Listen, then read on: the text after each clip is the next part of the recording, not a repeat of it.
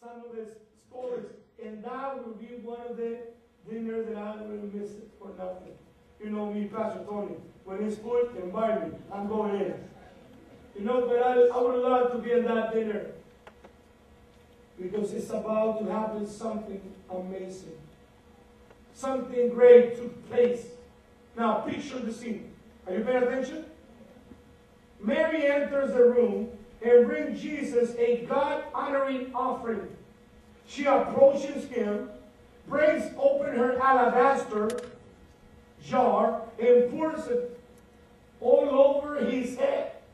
She then falls to her knees and pours what is left on his feet and wipes it with her hair. Please pay attention. Right away, the fragrance of the perfume, it says, that fills the room. Imagine.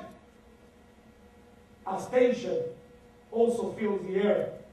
Because Judas is quick to what? To rebuke her. But the Lord is quicker to honor her. Jesus blessed her gift and made sure that her selfless act will be remembered forever. Not in that part where we read, but in Mark 4, in the same story, told by somebody else, it says this: I tell you the truth, whenever the gospel, or whenever the gospel is preached throughout the world, what she has done will always be told in memory of her. Today I want to talk to you about 4 facts about her God-honoring offering, and about this story, how it can help us to understand extravagant love. And we are the kind of people that are giving extravagant love to God. Or we want to become people that give to God extravagant love. You got to remember this. What she did, it was nothing but show extravagant love. Why, Pastor Tony? Because she did something uncommon. She did something that it was just not normal. I love when people do things out of the normal to just bless God. When they not only give the 10%, but they go out of the normal, they go out of the way to do something extra. When they're not only serving God with His part of their ministry, but when they're in their personal time, and then they start to serve God. She was doing that. So number 1, extravagant love. What is extravagant love? Something beautiful. But extravagant love, it must be precious to us in order to give it. In other words, it must cost us something. And after the honor of the Lord must be, first of all, something dear to us, to mean something. I'm reminded about one story of David, about David, the great king, in Samuel 24, verse 24. If you remember, I'm going to read it. David was about to give a great offering to God. And the guy who was giving the stuff for David said, King, go ahead. I'm giving it to you. You offer that.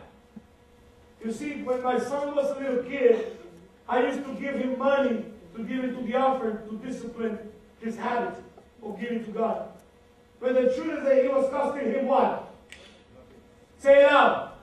Nothing. Now, I'm teaching him that for what I'm giving to him, what he needs to use for his personal life, now he's giving it back to God. Now it's costing him something. So David says, but the king replied, another story, remember, to Aranua, no, I insist on paying you for it. I will not sacrifice to the Lord my God burnt offerings that cost me nothing. I love David's heart. He was saying, I'm not going to give to God something that is not costing me.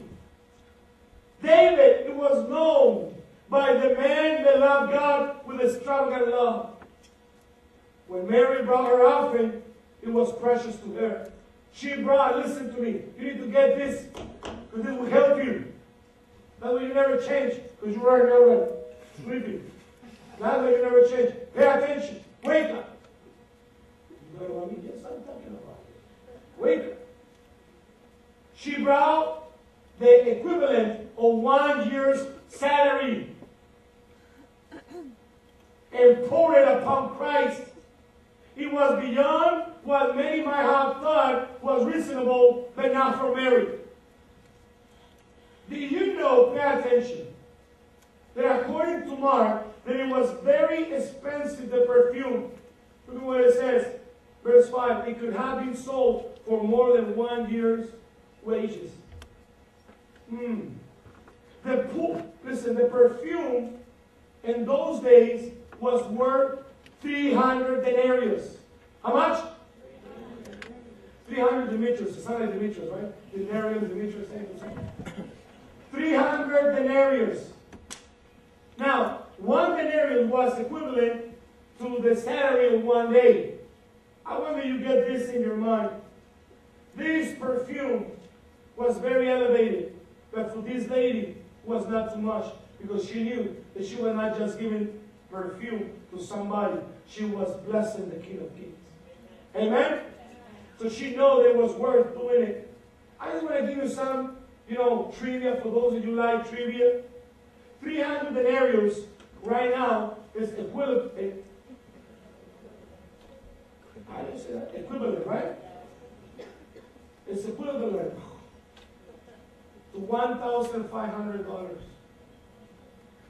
Now, let me be honest.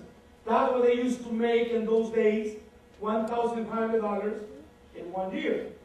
For some of you, it's already a lot, so you're not getting it. For us, minimum would be $30,000. The bottle price was $30,000. Now it means something, right? She gave something that was cost in our days $30,000. I would love just to see a check today and the offering of $30,000. $30,000. Just like Liz was saying a few minutes ago, we will not give something that it will not cost us. I love when I bring people that's in the spirit with me. You know what I was going to teach. But it must cost us. That means the God is moving in this place when 2 people come together in the spirit. God is trying to say something. $30,000 right there, a full year of salary. She came and she poured it in Jesus. Later in our story, we read that 200 denarius was used to feed 5,000 people. So you got the picture. 300 denarius could be used to feed 7,500 people. You got the picture? You got the picture? It's a lot of money, but for her it was worth doing it. Now, I want you to understand something. What was the intention? What was the motive in her heart? Love. Nothing but what? Love. Her motivation was love. So, going back to the story, number 1, extravagant love, listen to me. It must be something that it costs us. It must be something that what? Precious to us, that it costs us. Number 2, another fact about extravagant love. Extravagant love is pleasant, was pleasant to others. In other words, when somebody gives extravagant love towards God, it becomes a blessing to others around. John 12:3 says, and the house was filled with the fragrance of the perfume. The whole house was filled with the fragrance, not just the room in which they were seated, but her gift became an effect in those around, even outside the house. I'm sorry. Sooner or later, everyone will know what was happening over there. When we give ourselves, please pay attention. This is a very important teaching right now. When we give ourselves to Jesus, the aroma is powerful. Talking in the Spirit. When we give ourselves to Jesus, when a congregation is made up of committed Christians who are willing to give the best to Jesus, the scent is beautiful to the believers.